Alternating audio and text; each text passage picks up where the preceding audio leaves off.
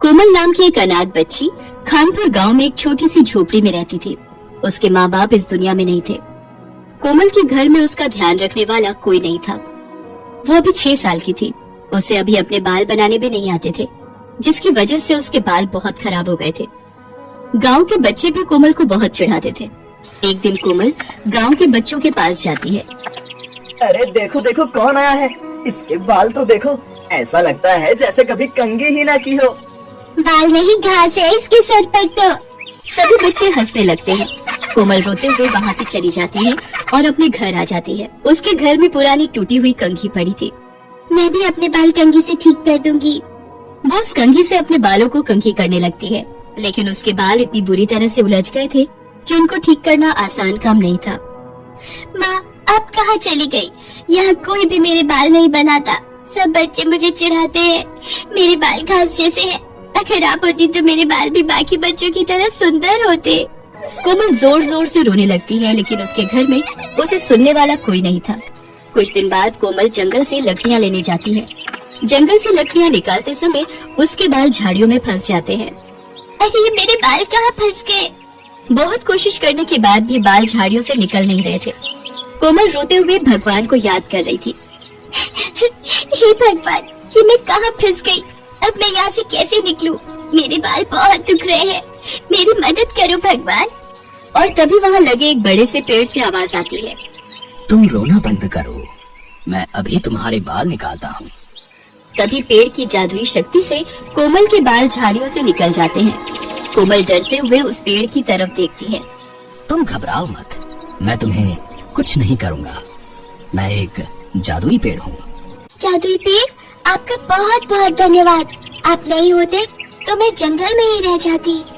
तुम यहाँ क्या कर रही हो? मैं लकड़ियाँ लेने आई थी यहाँ, लेकिन मेरे बाल घास जैसे हैं, इसलिए झाड़ियों में उलझ गए। मेरे माँ बाप इस दुनिया में नहीं है। घर में मेरा ध्यान रखने वाला भी कोई नहीं था और न ही मुझे बाल बनाना आता था। तभी से मेरे बाल ऐसे घास जैसे हो गए। मैंने इनको ठीक करने की बहुत कोशिश करी, लेकिन अब ये ठीक ही नहीं होते। मेरे ऐसे बाल देखकर मुझे गांव के सभी बच्चे भी चिढ़ाते हैं। ऐसे बोलते हुए कोमल की आंखें भर आती हैं। अब तुम्हें कोई नहीं चिढ़ाएगा। तभी वो जादुई पेड़ अपनी शक्तियों से कोमल के बाल सुनहरे रंग के कर देता है। अरे, मेरे बाल सोने के बाल हो गए। कोमल अपने सोने के बाल देखकर बहुत खुश होती है। अब तुम्हारे बाल सोने के बाल बन गए हैं। तुम्हारे बाल दुनिया में सबसे सुंदर होंगे। अब तुम्हें कोई भी घास जैसे बाल बोलकर नहीं चिढ़ाएगा। कोमल अब घर आ जाती है। उसे रास्ते में जो भी देखता है, उसके सोने के बाल देखकर सब हैरान हो जाते हैं। 2 औरतें आपस में बातें करती हैं। अरे वो देखो, सोने के बाल वाली लड़की कितनी सुंदर लग रही है। अरे ये तो कोमल है। इसके बाल तो घास के जैसे थे। इसके बाल इतने सुंदर कैसे हो गए? गांव में चारों ओर सिर्फ कोमल के बालों की ही चर्चा हो रही थी। कोमल भी अपने सुनहरे रंग के बालों को देखकर बहुत खुश थी। सब लड़कियां कोमल से बालों का राज पूछती हैं। ऐसे ही समय बीतता गया और कोमल भी अब जवान हो गई। सुनहरे बालों के साथ उसकी जवानी और भी निखर कर आती थी। अब वो बहुत सुंदर हो गई थी। एक दिन दूसरे राज्य का राजा भी खानपुर गांव के जंगल में शिकार करने आया था। शिकार करते करते राजा अपने सिपाहियों से अलग हो जाता है। तभी राजा को एक हिरन दिखाई देता है और उसके साथ हिरन का बच्चा भी था। राजा उन लोगों का शिकार करने उनके पीछे भागता है।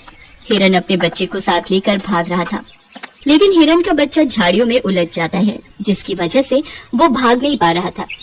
अपने बच्चे को ऐसे देखकर हिरन भी वहीं रुक जाता है। पीछे से राजा देखता है हिरन का बच्चा वहीं फंस गया है। अब कहाँ जाओगे अपने बच्चे को छोड़कर? अभी बताता हूँ। तभी अचानक कोमल भी वहाँ आ जाती है। कोमल उस बच्चे को देखती है तो हिरन के बच्चे को छुड़ाने लगती है। अरे घबराओ नहीं, तुम्हें कुछ नहीं होगा। मैं तुम्हें कुछ नहीं करूँगी। मैं तो तुम्हारी मदद करने के लिए ही यहाँ आई हूँ। तभी राजा देखता है सुनहरे रंग के बालों वाली लड़की हिरन के बच्चे को झाड़ियों में से निकाल रही थी। राजा उसके सुनहरे बालों को देखता ही रह जाता है। इतने सुंदर सुनहरे रंग के बाल, आखिर कौन है ये लड़की जिसके सोने के बाल हैं? मैंने आज तक इतने सुंदर बालों वाली लड़की नहीं देखी। राजा ये सोचते हुए आगे जाता है और जैसे ही उस जगह पहुंचता है तो वो देखता है कि हिरन और उसका बच्चा वहाँ नहीं थे और वो सुनहरे रंग के बालों वाली लड़की भी वहाँ नहीं थी। अरे अब कहाँ चली गई वो लड़की? अभी तो यहीं थी। कुछ देर के बाद राजा के सिपाही भी वहाँ पहुँच जाते हैं। राजा अपने सिपाहियों से कहता है, मैंने अभी अभी एक सुनहरे बालों वाली लड़की को यहाँ देखा था। उसके बाल सुनहरे रंग के, बहुत ही सुंदर बाल हैं। जाओ, जाकर सारे गांव में पता करो कि वो लड़की कौन है। मुझे उससे शादी करनी है।